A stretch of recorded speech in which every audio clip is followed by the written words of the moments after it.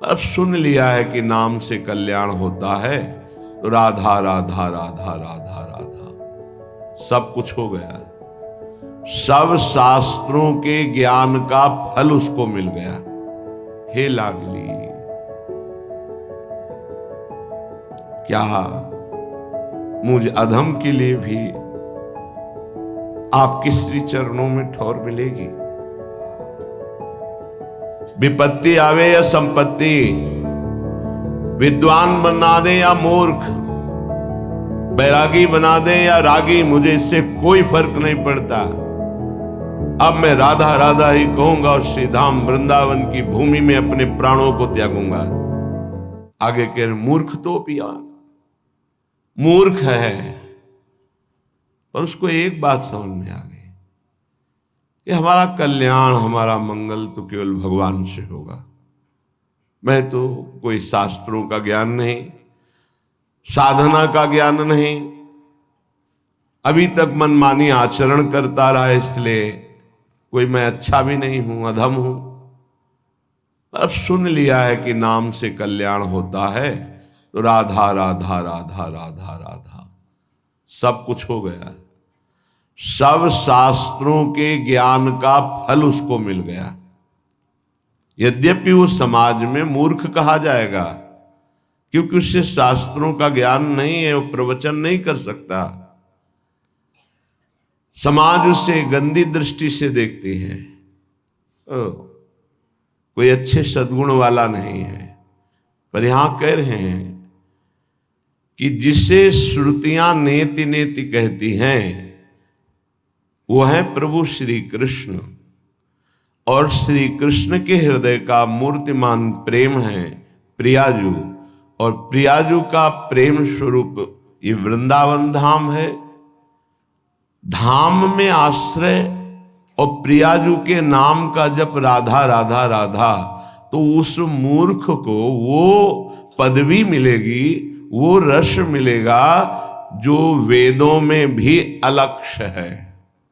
अलक्ष्यम राधाख्यम निखिल निगमैरप्यतितराम रसाम्भोधे सारम किमपि सुकुमारम विजयते।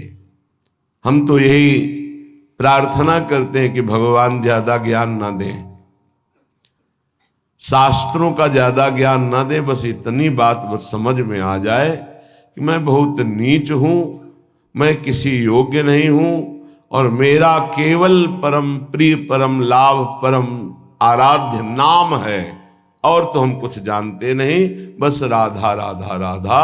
उसको वो गति मिलेगी जो बड़े बड़े साधन परायणों को भी नहीं मिलती। क्यों नहीं मिलती? जब साधन परायण है, देखा गया है, पूजनीय बात है तपस्या करना, वंदनीय बात है साधना करना, पर उसका अहंकार आ जाना निंदनीय बात हो गई। ना कोई तपस्या है, ना कोई त्याग है, ना कोई व्रत है, ना कोई शास्त्र ज्ञान है, बस हृदय में है कि मैं बहुत अधम नीच हूं, राधा राधा राधा, इसकी समानता कोई नहीं कर सकता। क्योंकि जो साधना से दैन्यता आनी चाहिए वो अहम में बदल गई, लाभ नहीं मिला।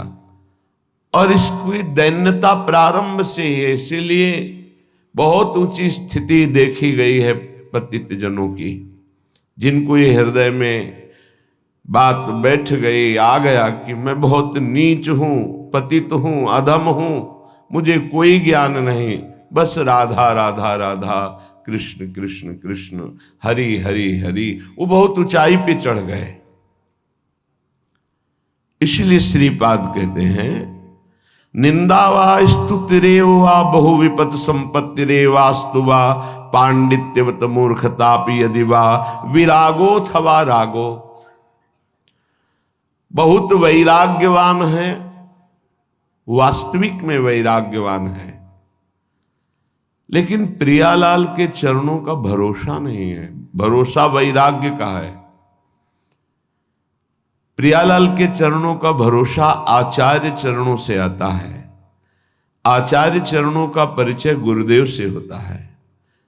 जिनका गुरुदेव में, आचार्य में पूर्ण प्राण समर्पण भाव नहीं है तो ना पाई है बिन स्वामी या केली, विपिन बसत वैराग्य जुत ज्यों लरिकाई खेली। जैसे कोई बच्चा हठ ठान ले, ऐसे कोई घोर वैराग्य में जीवन रखे, पर आचार्य की शरणागति, गुरु के चरणों का आश्रय नहीं तो ना पाई है। प्रियालाल की जो रसमयी भजन वृत्ति है वो पा ही नहीं सकता। तो ऐसे वैराग्य का क्या, बहुत वैराग्य है पर हृदय में प्रभु के प्रति बिल्कुल अनुराग नहीं है, ऐसा भी पाया जाता है। रागोथवा, वो वैराग्यवान नहीं है, जितेंद्री नहीं है। यद्यपि भक्त अनन्य जो विषय इंद्रियन बस होए, कर्मठ कोटि जितेंद्रियन ते समलह न कोय। अगर वो भक्त एक बात उसके मन में आ गई है कि मैं फंसा हुआ हूं शरीर राग में, परिवार के राग में, भोगों के राग में, हे लाडली क्या मुझ अधम के लिए भी आपके श्री चरणों में ठौर मिलेगी। वो रागी है, जितेंद्री नहीं है, वो कर्मकांड का ज्ञान नहीं जानता है, बस प्रभु की करुणा पर विश्वास करके प्रभु के मार्ग में चल दिया। मेरे हृदय में न ज्ञान है, न वैराग्य है, न राग है, लाडली जैसा हूं आपका हूं, बस हो गया काम। कह रहे यद्यपि भक्त अनन्य जो विषय इंद्रियन बस होए, विषयी है, इंद्रियों को वश में नहीं किया, इंद्रियों के वश में है, तो उसकी समानता करोड़ों जितेंद्री, करोड़ों कर्मकांडी नहीं कर सकते, क्योंकि उन जितेंद्री कर्मकांडी को अपनी जितेंद्रियता और कर्मकांड का अभिमान है। लेकिन ये निराभिमानी अभिमान करने योग्य है ही नहीं कुछ, तो राधा राधा राधा ये अनुराग को प्राप्त हो जाएगा, सीधे अनुराग को। एक अर्थ ये हुआ। दूसरा अर्थ हुआ, श्रीपाद कह रहे हैं अब मैंने प्रिया प्रीतम का आश्रय ले लिया है, कोई स्तुति करे या निंदा, विपत्ति आवे या संपत्ति, विद्वान बना दे या मूर्ख, बैरागी बना दे या रागी, मुझे इससे कोई फर्क नहीं पड़ता। अब मैं राधा राधा ही कहूंगा और श्रीधाम वृंदावन की भूमि में अपने प्राणों को त्यागूंगा। बहुत ये दो भाव इस श्लोक के। तद वृंदा विपिनम न जीवन मिद स्वप्ने भी हातुम क्षमहा।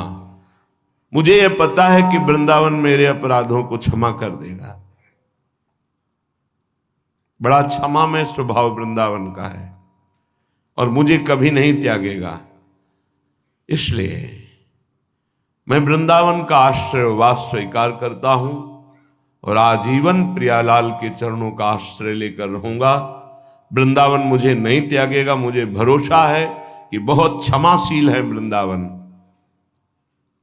कोटि अपराध बन जाए तो भी अपने आश्रित को वृंदावन कभी छोड़ता नहीं। हाँ, वो जाना चाहे तो जा सकता है, नहीं वृंदावन कभी बाहर नहीं करेगा।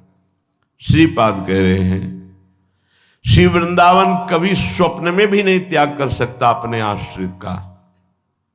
इस भरोसे पर मैं आजीवन ये संकल्प लेता हूं कि श्रीधाम वृंदावन में आमरण वास करूंगा। जब तक प्राण है कभी बाहर नहीं जाऊंगा, अपने शरीर को यहीं पूरा करूंगा। शरीर से कोई अपराध बनेंगे, मुझे विश्वास है कि श्रीधाम वृंदावन क्षमा करेगा और स्वप्न में भी कभी हमारा त्याग नहीं करेगा। श्रीपाद कह रहे हैं ऐसा हम क्यों संकल्प ले रहे हैं? क्योंकि राधा पदांक भूषित, ये वृंदावन की रज हमारी स्वामिनी की चरण चिन्हों से युक्त है। जिन चरणों का लाल जो अपने हृदय में गुप्त रूप से आराधन करते हैं, श्यामाजू के चरणन की बलिहारी, जे हैं बसत किशोर लाल के प्राणन मध्य सदारी। वही चरणारविंद से चिन्हित ये भूमि है। इस भूमि में जो हमने आमरण संकल्प लिया है, वो केवल इसी परम लाभ के लिए कि इस रज का सेवन होगा, और इसी रज में जब प्राण त्यागेंगे तो हमें श्री जी के चरणारविंद मिल जाएंगे, श्री जी का सानिध्य मिल जाएगा। वहीं लालजू, वहीं हितजू, वहीं गुरु जी सब विराजमान हैं। ये जितने महापुरुष हैं सब वृंदावन में विराजमान हैं। महाप्रभु चैतन्य देव जी, नित्यानंद जी, पूज्य राधा बाबा, भाई जी महाराज, बड़े बड़े सब हमारी श्री जी की सेवा में विराजमान हैं सब। पूज्य श्री रूप जी, सनातन जी, हरिवंश महाप्रभु, स्वामी जी महाराज, हरिराम व्यास जी महाराज, बिहारिन देव जी, नागरी दास जी, ये सब सहचरी वपू में श्री जी की कोई किंकरी, दासी, मंजरी, सहचरी सब सेवा में हैं। धाम की कृपा होगी तो आपको अनुभव में आने लगेंगे ये सब। राधा पदांक, हम कहाँ रह रहे हैं? गजब हो गया, कितनी असीम कृपा। ये हमारे भाग्य से नहीं मिला है, ये हमारी किशोरी जी की कृपा से मिला है। जिनको वृंदा विपिन है, कृपा तिन्हीं की होए। नहीं तो ऐसे कौन से आचरण बन गए, कौन सी तपस्या बन गई? क्या तपस्वी, अगर हम ऐसे आचरण और तपस्या वाले होते तो आज आचरण और तपस्या तो बहुत बढ़ चढ़ के होती ना। आज अपनी दशा देखो और श्री जी की कृपा देखो तो रोना आने लगेगा कि कहाँ मेरे तुच्छ आचरण और कहाँ स्वामिनी जी की असीम, कहाँ वास कर रहे हैं? श्री धाम वृंदावन, जहां बड़े बड़े महापुरुष नाली के कीड़ा, श्वान या लता पता होना चाहते, वहां मनुष्य रूप में मुझे रख रहे श्री जी। अपार कृपा। राधा पदांक भूषित वृंदारण्यम स्थलीषु निर्भर प्रेमणा। यहां स्वाभाविक प्रेम का प्रादुर्भाव हृदय में हो जाता है, पर निर्भर पूर्ण आश्रय केवल वृंदावन का, प्रिया प्रीतम का। तब यहां कोई साधन पक्ष नहीं देखा जाता, कृपा पक्ष है, पर पूरा आश्रय हृदय से होना चाहिए। प्रेम स्वाभाविक हृदय में प्रकाशित हो जाता है। प्रियाजू के चरणारविंद से प्रेम की धारा स्वाभाविक प्रवाहित होती रहती है। सत प्रेम सिंधु मकरंद रसोग धारा, और वो धारा शरणागत के हृदय में जाकर के उसको सींचती हुई प्रवाहित होती है। सत प्रेम सिंधु मकरंद रसौग धारा, सारा नजस्रमभिता सर्वदाश्रितेषु। जो गोरे चरणारविंद की दासी हैं, जो गोरे चरणारविंद की शरण में है, ये धारा वहीं प्रकाशित होती है, वहीं प्रवाहित होती है, वहीं सींचती है।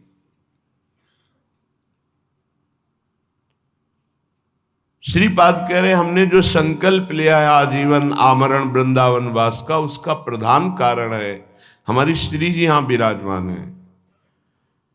श्री जी की चरण चिन्हों में रहूंगा तो निर्भर प्रेम का प्रादुर्भाव हो जाएगा।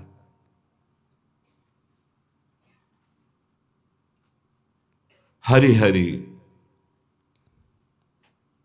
कदा लुठामि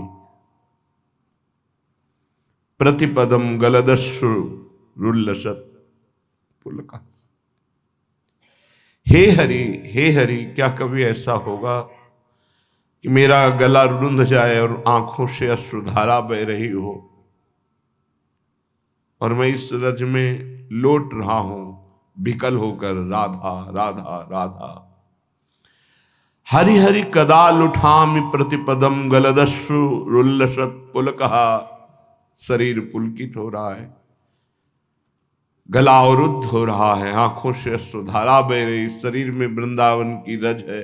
मैं लौट रहा हूं विकल होकर, राधा राधा स्वामिनी कब मिलोगी, प्रियाजू कब कृपा होगी। ऐसे इसलिए मैं आमरण वृंदावन का वास स्वीकार कर रहा हूं, क्योंकि ये दुर्लभ वस्तु केवल वृंदावन प्रदान करता है। सर्वम त्यक्त्वा सरस विशद प्रेम पीयूष सांद्रे। इस प्रेम रस की प्राप्ति के लिए जो तुम्हारा माया में सर्वस्व, इसका अंदर से त्याग कर दो। ये अंत में छूट जाएगा। पहले तुम अंदर से त्याग कर दोगे तो तुम्हें बहुत बड़ी उपलब्धि हो जाएगी। यहां अंदर से त्याग की बात कह रहे हैं।